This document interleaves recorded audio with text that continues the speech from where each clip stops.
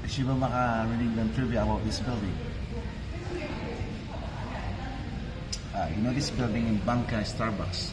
It's one of the historic buildings here in Taipei. It was built in 1935. Owners are the Lin family. They were a fruit and vegetable vendor, so they want to have a better logistics. So they decided to put up their building here's house near the railway to have a better logistic. And one point, this 4-story building, there's a 50 people working and living here. Imagine that. Right? And the architecture are concepted with Japanese and Western architecture. That's it. And I hope you visit it one day. Bye bye. Correction, it's not agriculture, it's architecture. Built with architecture designed from Japanese and Western concept. Okay? Trivia. Done. Ooh, busy street of Taiwan. Look at this. It's an old building. Old gen, no?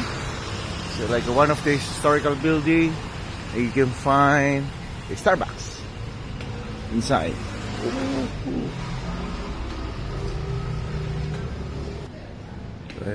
Look at that old Chinese door. Look at the interior.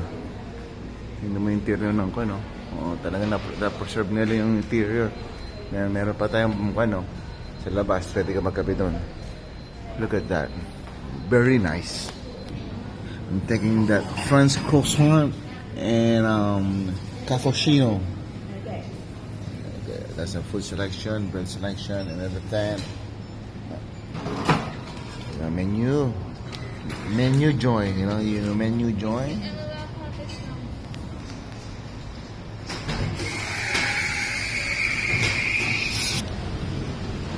The beauty of Chinese window and door. Wala silang pakiramdam, hindi na ako maintindihan kaya ayos lang.